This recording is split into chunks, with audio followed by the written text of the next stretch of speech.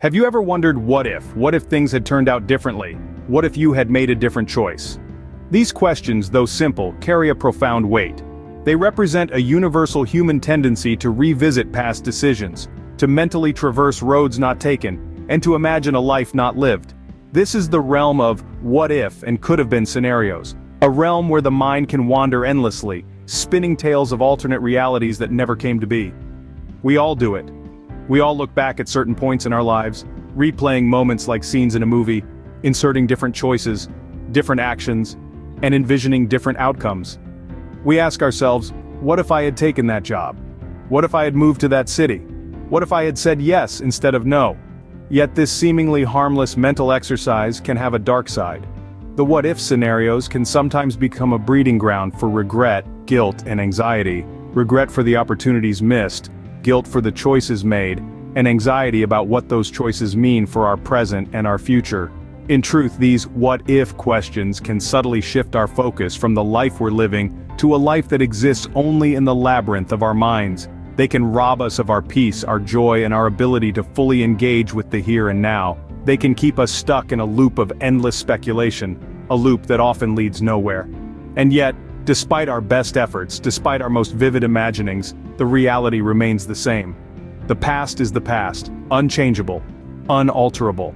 No amount of what if can rewrite a single moment of it.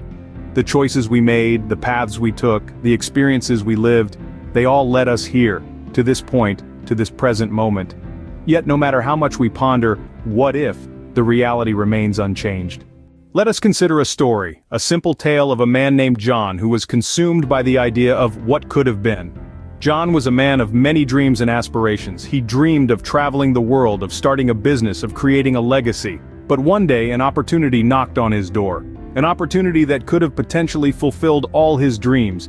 Yet due to fear and uncertainty, John let that opportunity pass him by. From then on, John's life took a turn. His dreams were replaced by the haunting thought of what could have been. Every time he saw a plane fly overhead, he thought about the adventures he could have had. Every time he saw a successful entrepreneur, he thought about the business he could have started. Every time he saw a family, he thought about the legacy he could have left behind. His life became a series of could-have-beens, each more painful than the last. He was no longer living in the present, but was stuck in a loop of missed opportunities and regrets. His heart ached with the weight of the life he could have lived, and it seemed as if happiness had become a distant, unattainable concept for him. But the truth, the harsh reality, was that John's fixation on what could have been was the very thing that was robbing him of his present happiness. He was so consumed by the past, so focused on an alternate reality that never happened, that he was missing out on the beauty of the present moment. He was missing out on the opportunities that were right in front of him because he was too busy looking back.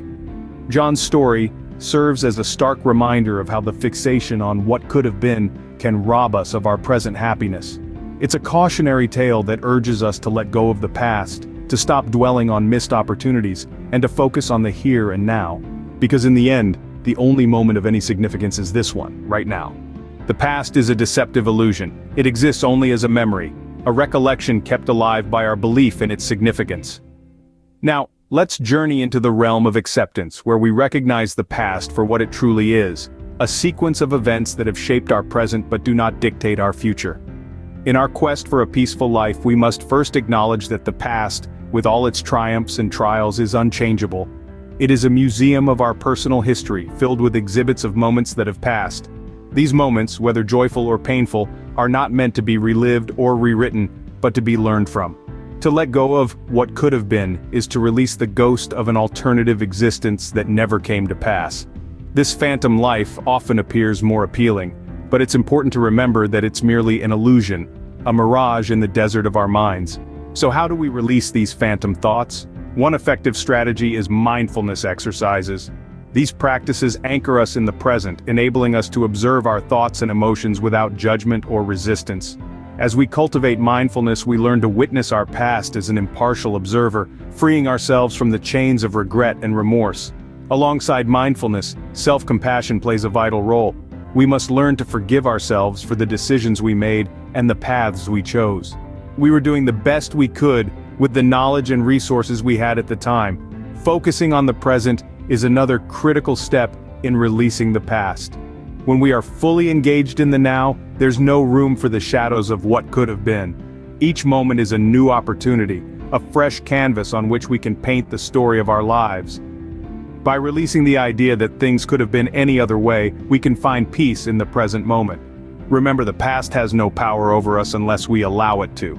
It's time to let go, to release the past, and to embrace the beautiful journey that is life. The only moment of any significance is this one right now. In this vast universe, amidst the infinity of time, we find ourselves in this singular moment. This moment is not just a blip on the timeline of existence, but the very essence of life itself. It is in the now that we laugh, we cry, we love, we dream. Our past is but a memory, our future, an illusion. The present, however, is tangible, real, and incredibly powerful. Embracing the now is not about forgetting the past or ignoring the future. It's about recognizing that the only time you can truly live, truly feel, and truly experience is in this moment. The now is where life happens. It is where joy resides and peace blossoms. It is where we find fulfillment. Would you rather torture yourself with scenarios that never played out, or would you rather be at peace? Either way, you get to decide.